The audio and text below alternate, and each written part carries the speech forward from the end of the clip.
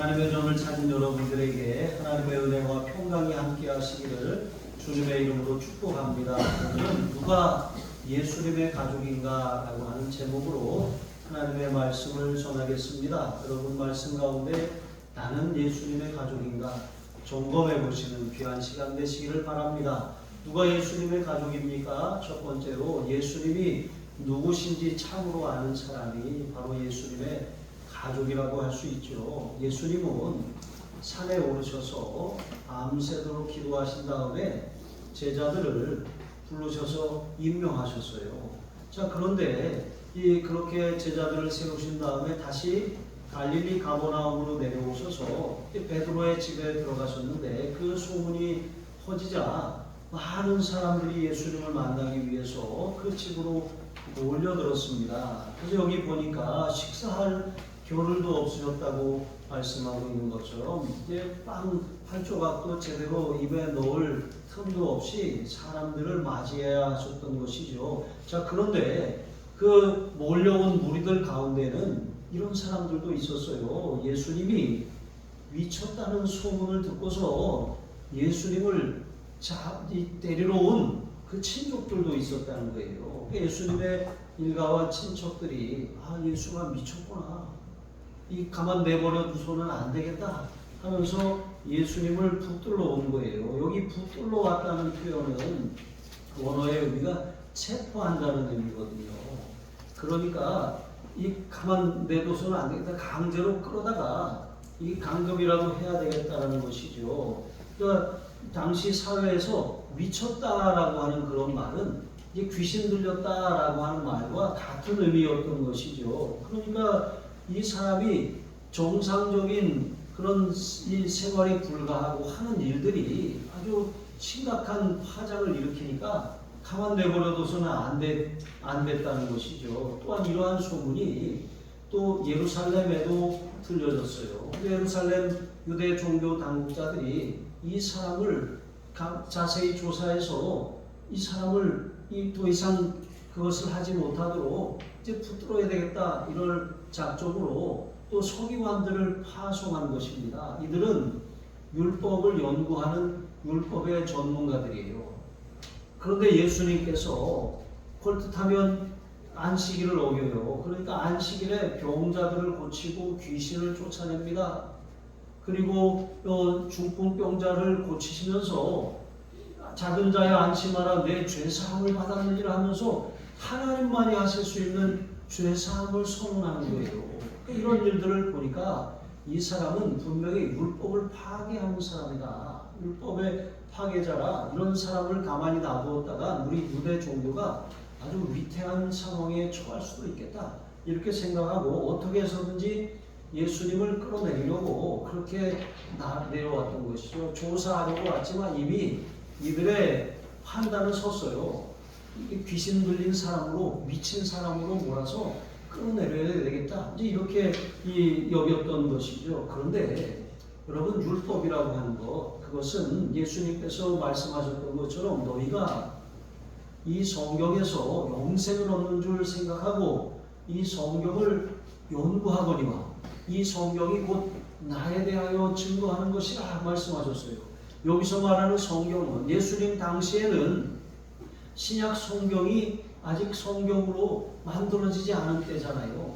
그러니까 이 성경은 바로 유대인들이 성경이라고 간주하는 율법을 말하는 거예요. 창세기, 출애굽기, 레위기, 민수기, 신명기와 같은 모세오경을 가리키는 거거든요. 그런데 그 모세오경이 가리키는 그런 하나님이 일으키신다고 하는 선지자, 하나님이 일으키신다는 왕, 하나님이 일으키신다는 영원한 대제사장이 바로 메시아인데, 그 메시아가 예수님이라고 하는 것을, 예수님이 하시는 말, 예수님이 하시는 행동, 예수님이 일으키시는 기적, 이것은 하나님이 아니고서는 도저히 행할 수 없는 그 놀라운 일들을 보고 그 말씀을 해석하는 능력을 보면 이분이 메시아이구나 라고 하는 것을 깨달아야 했던 것이죠. 그런데 율법을 연구하는 이들이 예수님을 눈앞에 두고도 예수님이 메시아인 줄 알아보지 못한 거예요. 오히려 자신들의 기득권을 위협하는 그런 세력으로 여기고 가만 놔두었다가는 완전히 이 유대 종교를 지워 삼켜버리겠구나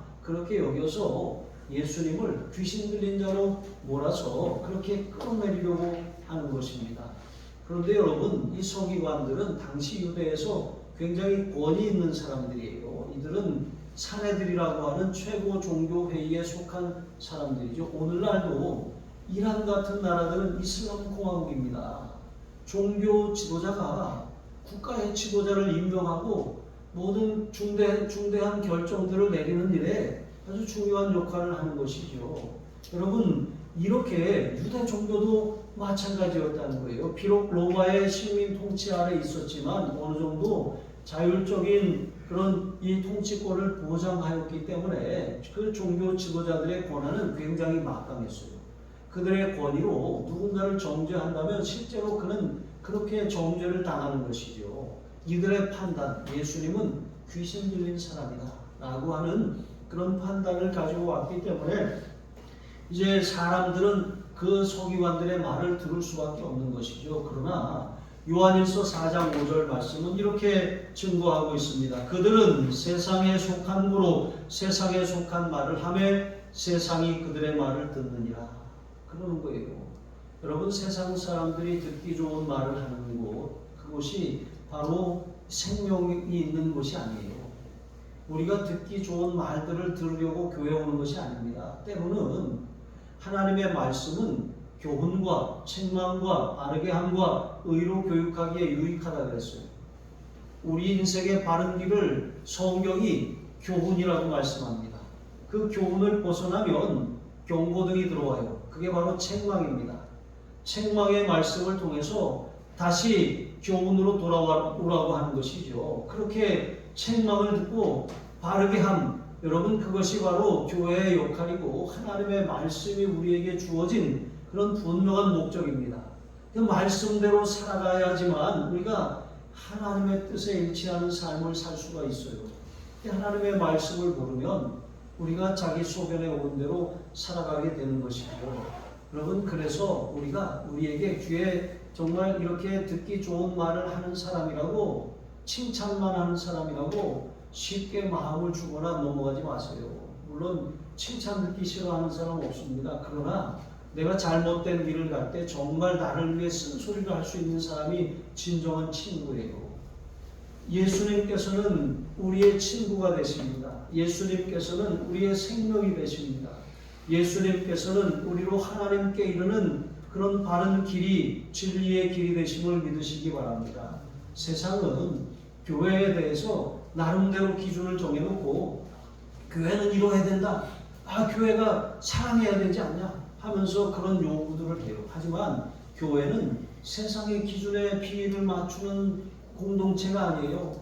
하나님의 말씀대로 살아서 세상의 빛과 소금의 역할을 감당하는 교회죠. 그런데 교회가 하나님의 눈치는 안 살피고 세상의 눈치만 살피면 처음에는 세상과 함께 걸으면서 세상에게 칭찬을 듣고 좋은 소리를 들을 수 있을지 몰라요. 하지만 하나님과 상관없는 교회, 생명 없는 교회, 결국에는 세상이 이렇게 말해요. 이렇게 해달라고 요구해놓고 막상 세상과 같이 하면 저 믿는 사람들도 똑같아. 교회라고 다를 게 없어. 이렇게 말하는 것이죠. 여러분, 이 세상은 교회에 대해서 별로 좋은 얘기를 안 해요. 그리고 그렇게 호의적이지도 않은 것입니다. 2007년에 일어났던, 우리나라 국가적으로 일어났던 엄청난 사건이 있었어요. 이제 분당 샘물교회에서 이제 23명의 선교팀을 이제 무슬림 지역인 아프가니스탄에 단기 선교를 보냈거든요. 그런데 이제 42일 동안 거의 가자마자 이동 중에 그 탈레반 무장 세력에 납치가 되어가지고 40일 동안 구류됐습니다. 그렇게 구류되는 동안 여기 배영규 목사님이 순교하고 또 청년 하나가 순교했어요. 이제 그러면서 이제 둘을 죽여놓고 그렇게 위협하는 거예요. 이제 그 다국적 군이 여기 이 아프가니스탄에 손을 떼라는 거예요. 처음에는 러시아가 아프가니스탄에 그렇게 이렇게 점령하려고 했다가 탈레반에 아주 호되게 당했잖아요. 그 다음에 뛰어든 게 미국이고 나토 연합군입니다. 그래서 또 호되게 또 당하는 이런 상황이죠. 한국도 거기에 이제 이 부대를 파견했었죠. 자, 그런데 그런 상황에서 이제 잘 먹잇거리를 삼은 거죠. 그렇게 함으로 이제 이 한국하고 또 국제적으로 협상을 하려는 이런 상황이 된 거예요. 그러니까 언론에 막 엄청나게 도배가 되고 또 국가적으로도 이제 이것을 어떻게 이 사람들을 석방하게 할까 이런 많은 고민들이 있었는데요. 그런데 이 언론에 보도되면서 많은 사람들이 이 교회를 비난했어요.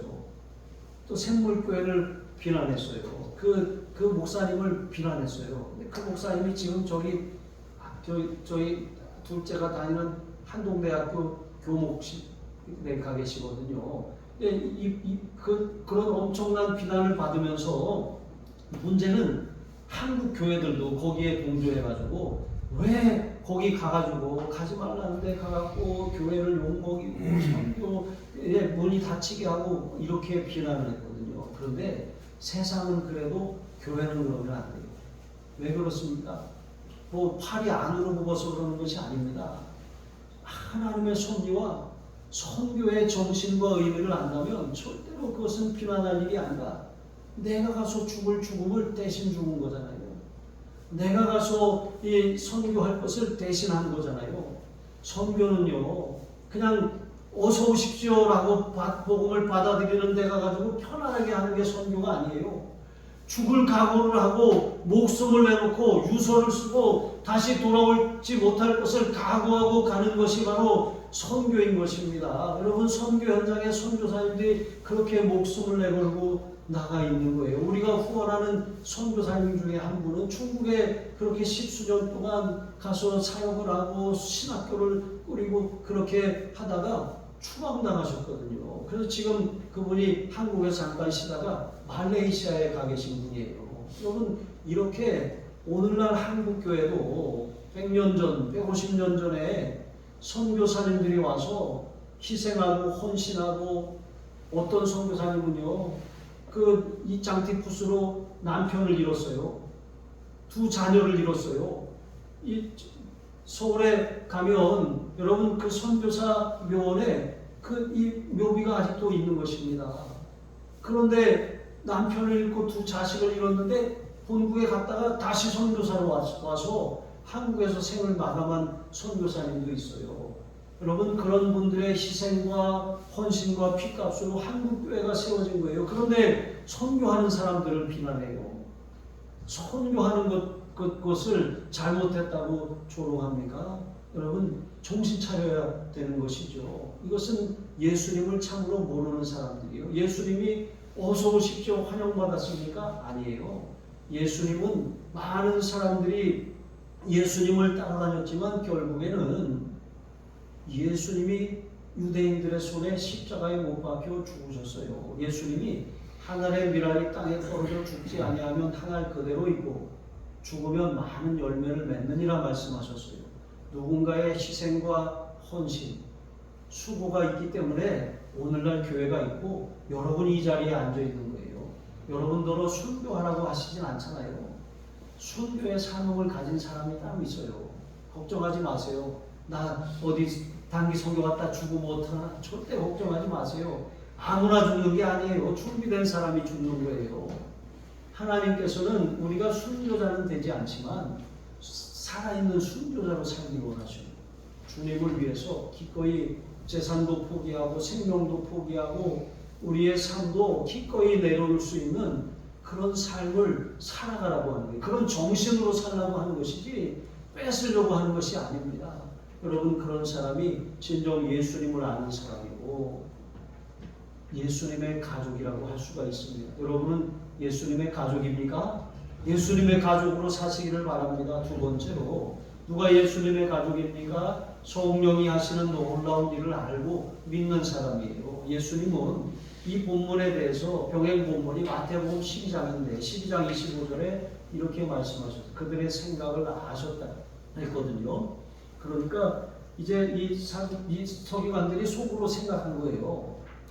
예수님이 행하시는 놀라운 일, 말 못하고 듣지 못하는 그 사람에게 붙었던 귀신을 쫓아낸 일을 이렇게 보면서 예수님이 저 예수가 귀신의 왕 바알세불에게 집혀서 그 귀신의 왕을 힘입어서 귀신을 쫓아냈구나. 이렇게 그 예수님을 모함한 거예요. 근데 예수님이 뭐라고 하셨습니까?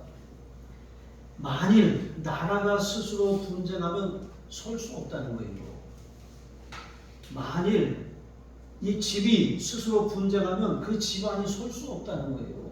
마찬가지로 이 사단의 나라가 스스로 자기를 거슬러서 분쟁하면 어떻게 사단의 나라가 서냐는 거예요. 이 세상은 공중의 권세 잡은 자 마귀가 왕 노릇하며 하나님을 알지 못하는 사람들의 그렇게 대장 노릇을 하며 살고 있어요. 그런데 예수님이 오셔서 귀신을 쫓아내고 질병을 고치시고 가난한 자들에게 복음을 전파하심으로 말미암아 사단의 왕국을 침범하셔서 하나님의 나라를 확장하시는 거거든요. 그런데 그들의 논리대로라면 귀신의 왕 바알세불을 힘입어서 귀신이 귀신을 쫓아내면 그거 자기 발등을 찍는 건데 이게 말이 되냐? 예수님이 이렇게 말씀하시는 거예요. 그러니까 이 서기관들의 말은 요한복음 8장 44절 말씀처럼 진리가 그 속에 없으므로 진리에 서지 못하고 거짓을 말할 때마다 제 것으로 말하나니 하신 말씀처럼 거짓의 아비 마귀 거짓말장애에게 속아서 그들이 사실은 거짓말하면 좋잖아요. 어떤 면이 좋습니까? 거짓말하면 자기의 어떤 기득권이라든가 자기가 이렇게 손해보지 않고 자기 것을 지킬 수가 있어요. 그런데 진실을 말하면 손해가 납니다. 세금 같은 것이 그렇잖아요.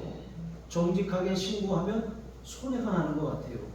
그래서 이것을 그냥 적당히 현금으로 하고 현금 영수증 안 해주면 할인해주고 이렇게 하는 편법들이 왜 생겨나는 거예요? 그렇게 하면 손해가 안 나기 때문에 그런 거잖아요.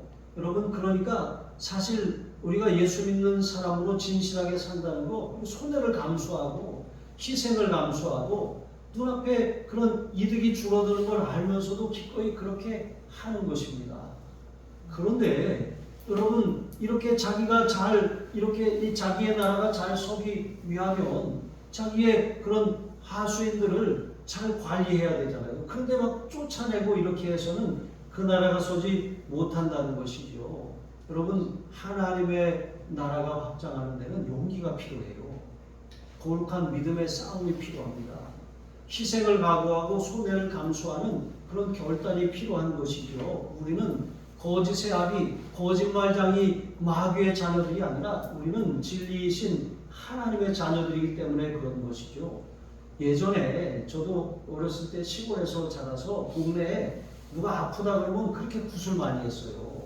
저희 옆집에서도 이렇게 구슬하는데 저는 어렸을 때 진짜 이 짝두를 타는 무당도 봤거든요. 근데 되게 신기하잖아요. 발을 안 다치고 동동동동 그렇게 뛰는 그런 일도 봤어요. 근데 거기다가 그러면 그 주인이 막 빌면서 거기다 갖다가 돈도 꽂아놓고 이렇게 하면서 갖다 절도 하고 빌고 그러더라고요. 근데 여러분, 무당이 구슬하면 귀신 들렸던 사람의 귀신이 잠잠해지잖아요.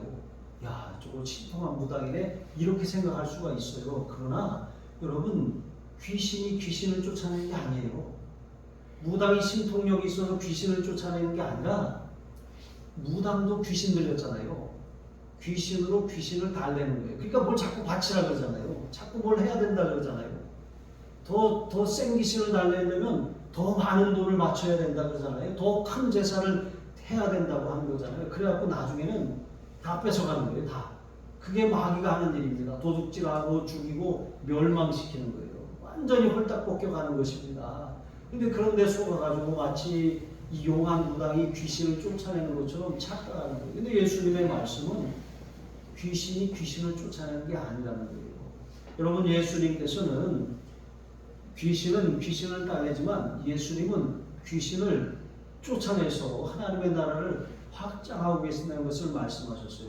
강한 자의 집에 들어가서 강한 자를 결박해야 그 세간을 느탈하지 않겠냐 이렇게 말씀하시는 거예요. 강한 자라고 하는 것은 사탄을 가리키는 것이죠. 왜냐하면 사탄은 사람의 한계를 뛰어넘어요. 사람의 능력 이상입니다. 초월적인 존재예요. 그러니까 사람보다 강합니다. 사람의 힘으로 사단을 이길 수 없기 때문에 사단을 예수님이 강한 자라고 말씀하신 거예요. 그러나 강한 그 사탄도 강한 자가 이길 수 있잖아요. 더 강한 자가 예수님은 사단을 멸하러 오신 분이에요. 요한일서 3장 8절에 보시면 하나님의 아들이 나타나신 것은 마귀의 일을 멸하려 하심이라 그랬잖아요. 예수님은 사단보다 강한 창조주이십니다. 그래서 사탄을 제어할 능력이 권세가 예수님에게 있는 것이죠. 그래서 예수님이 사단을 제어하는 것, 귀신을 쫓아내는 이유가 무엇입니까? 귀신을 쫓아내는 것은 사단의 나라를 침범하는 거예요. 그 졸개들을 쫓아냄으로 말미암아 사단에게 사로잡혀서 고통당하고 질병과 가난과 압제와 절망에 아무 소망 없이 살아가는 사람들을 자유하게 하시는 거예요. 이게 복음입니다. 복음은 자유를 주는 것이죠. 진리를 알지니 진리가 너희를 자유롭게 하리라 말씀하신 것처럼 복음이 진리입니다. 거짓에 사로잡혀 있는, 거짓에 속아서 매어 있는 영혼들을 진리의 복음을 선포함으로 건져내기 위해서 예수님이 이 세상에 오신 것입니다. 예수님이 공생애를 시작하시면서 광야에 들어가 40일 동안 금식하며 기도하셨어요. 사단에게 시험을 받으셨는데 사단을 말씀으로 물리치셨습니다. 여러분, 그때부터 사단의 나라가 침공을 받기 시작한 거예요. 예수님이 공생애를 시작하시면서 귀신을 쫓아내고 질병을 고치시고 가난한 자들에게 복음을 전파하심으로 말미암아 사단의 나라가 축소되고 하나님의 나라가 계속해서 확장되기 시작한 거예요. 여러분, 그리고 그 일을 예수님 사후에 승천하신 다음에 제자들에게 성령을 보내주셔서 그들에게 맡기신 거예요. 여러분, 오늘 우리는 예수 믿는 사람들이죠. 예수 믿는 사람들은 예수예요. 성령이 우리 안에 계신 사람들입니다. 우리는 성령의 증인이고 또 복음의 증인으로 그렇게 살아갈 그런 사명을 받은 사람들이라고 하는 것이죠. 고린도전서 12장 3절에 보면 성령으로 아니하고는 누구든지 예수를 주시라 할 수 없느니라 그랬어요. 그러니까 우리가 성령을 받았잖아요. 성령 받은 사람들은 예수님을 구세주여 주님이라고 고백합니다. 예수님이 인생의 주인임을 인정하며 살아가는 것이죠. 그러나 여러분, 예수님을 영접하지 않은 사람들은 성령을 받지 못한 사람들이에요. 성령의 하시는 일들을 알지 못하는 사람들입니다. 성령의 능력을 믿지 않는 사람들이에요. 우리가 믿을 때 누가 교회 가자 하고 해서 왔어요. 그런데 사실 누가 가산다고 해서 옵니까? 우리의 발걸음을 인도하시는 분은 성령님이셔요. 우리가 들을 때 믿게 하시는 분은 성령님이십니다. 별말 안 했는데 왠지 믿어야 될 것 같아요. 왠지 하나님을 섬겨야 될 것 같아요. 왠지 예배해야 될 것 같아요. 여러분, 그런 마음을 주시는 분이 성령이십니다. 여러분, 성령께서 우리 안에 계시는 분이심을 여러분 믿으시기 바랍니다. 이렇게 예수의 영 성령이 계신 사람들은 아무리 강한 자 사탄이라고 할지라도 맞설 수 있어요.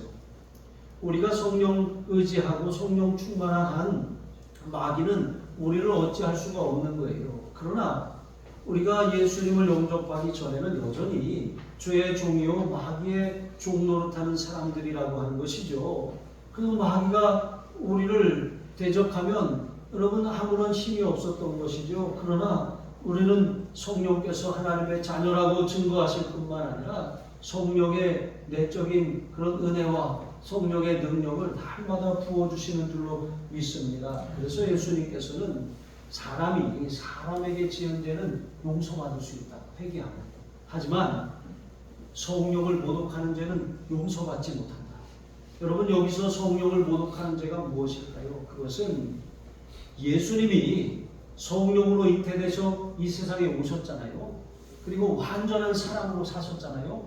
완전한 사람으로 30년을 사시다가 31살 30세가 되어가지고 공생애를 시작하셨잖아요. 근데 세례를 받고 난 다음에 성령이 임하고 성령에 이끌려서 그렇게 살아가셨잖아요. 그러니까 예수님은 완전한 사람이시지만 육신으로 살지 않고 성령의 능력을 힘입어 살았어요. 성령을 의지해서 살았어요. 내 방법, 내 능력으로 살지 않고 기도해서 하나님의 능력을 공급받아서 사명을 감당하신 것이죠. 그렇게 여러분 예수님이 하시는 그 사역, 그것은 하나님이 보내신 사역이고 성령을 통해서 이루시는 일이잖아요. 그러니까 예수님을 믿는다는 것은 성령님의 능력을 믿는다는 것이고, 성령님의 능력을 믿는다는 것은 그를 보내신 하나님을 믿는다는 거예요. 그러니까 성령을 모독한다라고 하는 것은 쉬운 말로 하면 예수님을 안 믿는다는 거예요. 예수님을 전하는 복음의 말씀을 듣고도 끝내 거부하고 끝내 인정하지 않는 거예요. 오늘날 유대인들은 아직도 메시아, 그리스도, 예수님을 기다리고 있어요. 메시아를 기다리고 있어요. 메시아가 히브리어로 메시아지 무사이아지만 헬라어로는 그리스도거든요. 기름 부음을 받은 자예요. 하나님의 보내신 구원자라고 하는 뜻이거든요. 유대인들은 아직도 메시아를 기다려요. 그러나 메시아는 예수님이시라고 하는 사실을 성경이 분명히 증거하고 있는 것이죠. 끝까지 믿지 않는다면 성령을 모독하는 것이고 구원을 받지 못한다는 거예요. 로마서 2장 4절에 보면 하나님의 인자하심과 용납하심과 길이 참으심이 풍성함을 멸시하는 자들이에요. 여러분 끝내 회개하기를 거절하는 사람들은 어떻습니까? 마지막 때에 요한계시록 16장 9절에 보니까 불사름을 당하면서도 회개하지 않아요. 불사름을 당하면서도 재앙들을 행하는 권세를 가지신 하나님의 이름을 비방하고 하나님께 영광을 돌리지 않는다 그랬어요.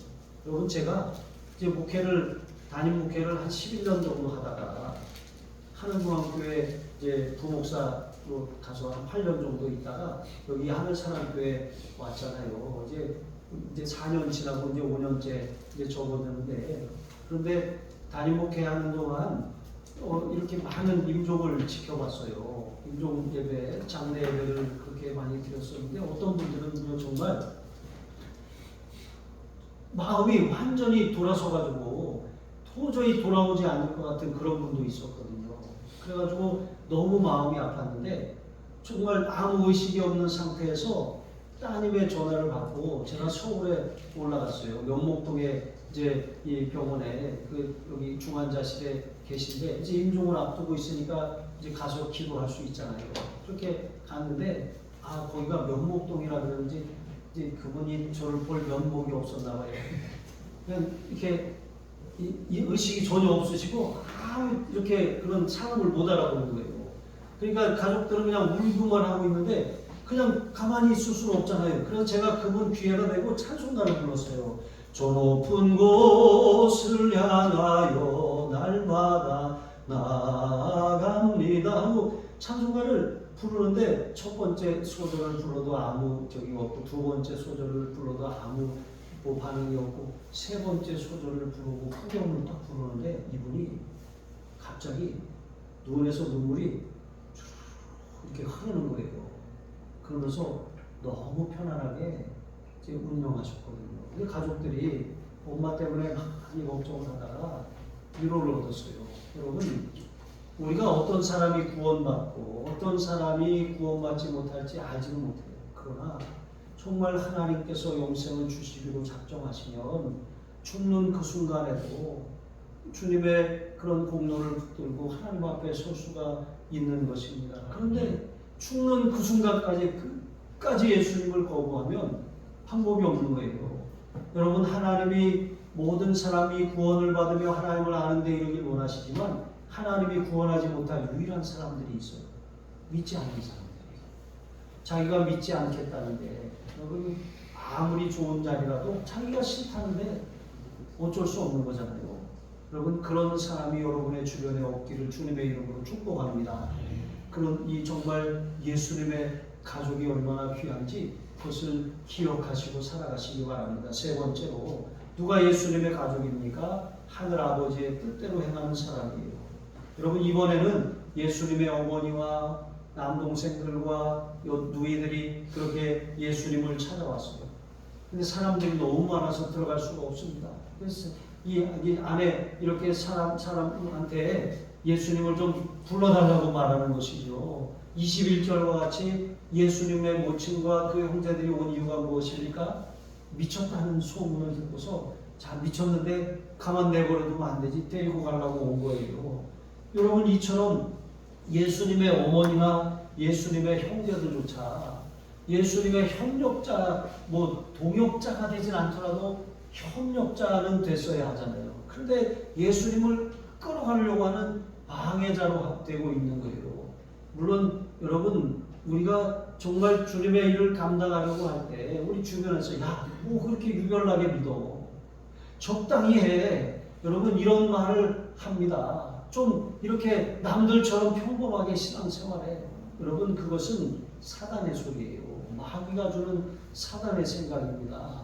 우리가 그것을 기억해야 돼요. 우리는 정말 하나님 앞에 서는 날 언젠간 하나님의 무릎을, 하나님의 질문을 받게 될 날이 온다는 것을 기억해야 돼요.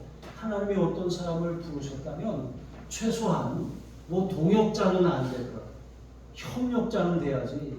방해자가 되고 끌어내리고, 여러분 그렇게 하면은 어떻게 되려고 그러는 것이죠. 여러분, 그렇게 예수님의 어머니와 형제들도 처음에는 그랬어요. 물론 나중에는 마리아가 끝까지 예수님의 십자가를 지켰어요.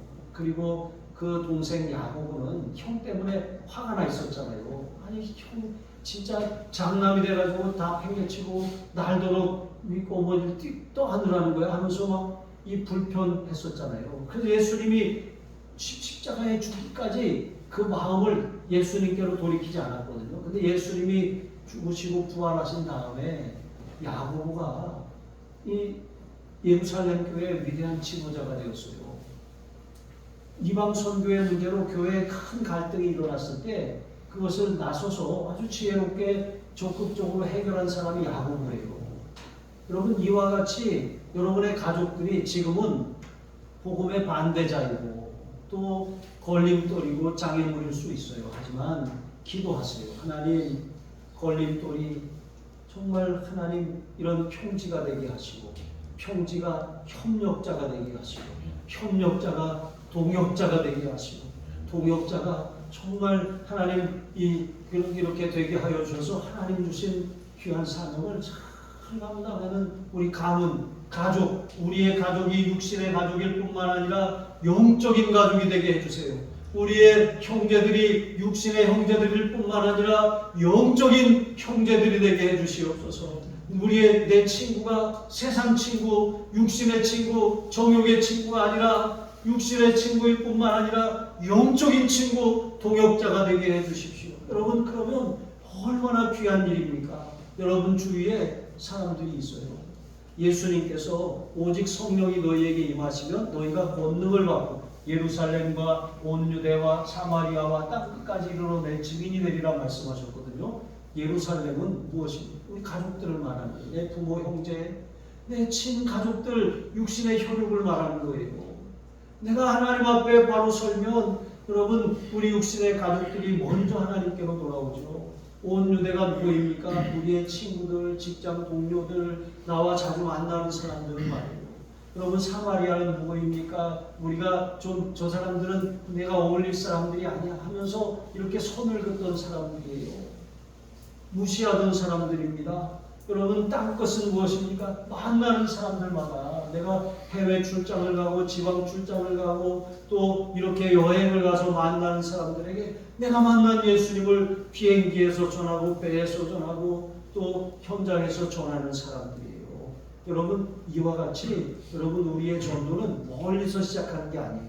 여러분 가족 중에 믿지 않는 사람들 있잖아요. 그냥 단지 좀 구원받게 해주세요, 그것이 아니라 하나님 동역자가 되게 해주세요. 나와 함께 주님의 몸된 교회를 세우고 하나님 나라를 세우는 일꾼이 되게 해주세요. 여러분, 우리가 이 육신에 있는 사람들은 하나님을 기쁘시게 할 수가 없거든요. 우리의 삶에 신앙생활도 적당히 하라고 하고 왜 유별나게 하냐고 그렇게 말하는 사람들은 여전히 육신에 속한 사람들이에요. 그래서 우리가 주님의 일을 하려고 하면 계속 끌어내리고 발목을 잡는 것이죠. 농촌에 가보니까요. 이제 얼마 전에 어디 이제 지나가다가 보니까 밭에 고추밭에 고추를 이렇게 따고 나서 이제 미처 못 따고 아직 파릇파릇한 고추가 달려있는 이 고추나무를 윗독을 잘라갖고 밭에다가 이렇게 던져놨더라고요. 그래서 저거 버린 거냐 이렇게 물어보길래 저게 버린 게 아니라 저렇게 놔두면 햇빛에 이제 아직 파란 게 좀 있기도 하고 마르면서 그렇게 더 수확할 수 있다고 그랬습니다. 여러분 이렇게 해서 어쨌든 달려있는 것을 그렇게 땁니다. 하지만 줄기에 가지가 붙어있지 않으면 어떻습니까? 열매를 달린 것 말고는 더 이상 맺을 수 없는 거예요. 마찬가지로 우리가 하나님께 연결되어 있지 않으면 우리는 육신의 삶을 살 수밖에 없다는 거예요. 그냥 먹고 쓰고 입고 사는 그런 문제에만 온통 관심을 가지고 그렇게 살게 된다는 거예요. 그러니까 그런 삶은 하나님을 기쁘시게 할 수가 없어요. 하나님과 상관이 없는 나만을 위한 삶이 되는 것이죠. 여러분 그런 삶을 하나님이 쓰실 수가 없는 거예요. 그래서 예수님께서는 예수님을 찾는 어머니와 그 형제들에 대해서 여러분 뭐라고 말합니까? 누가 내 모친이냐? 누가 내 형제들이냐? 이렇게 말씀하시면서 주위에 앉아있는 사람들을 바라보시면서 이들이 내 형제와 모친이라고 말씀하시는 것이죠. 그들은 하나님의 뜻을 아는 사람, 영적으로 거듭나서 하나님과 연결된 하나님의 가족들이에요. 그러니까 육신의 가족들을 위해서 기도하는데 육신의 가족들이 정말 구원받기를 위해 기도하시고 하나님의 생명의 줄기에 연결되기를 기도하시고 나처럼 열매 맺는 삶을 살 수 있도록 영가족이 되도록 여러분 그렇게 기도하시기 바랍니다. 여러분 이제 다시 한번 묻겠습니다. 여러분은 주님의 가족입니까? 주님의 가족으로 분명하게 입장을 표명하고 그렇게 살아가시기를 바랍니다. 기도하시겠습니다. 하나님 아버지, 하나님의 아들 예수 그리스도만이 우리의 유일한 구세주이시며 주님이심을 고백하게 하시니 감사합니다. 성령으로 거듭나고 성령이 우리 안에 내주하시고 성령을 힘입어서 예수 증거하는 기쁨으로 살게 하여 주시옵소서. 정말 하나님의 뜻은 모든 사람이 예수님을 통해 하나님을 알고 하나님의 백성이 되는 것임을 믿습니다. 우리가 이 사명을 잘 감당하는 예수님의 가족, 예수님의 형제, 그렇게 예수님의 자매로 그렇게 살게 하여 주옵소서. 감사합니다. 축복합니다. 예수님의 이름으로 기도합니다. 아멘.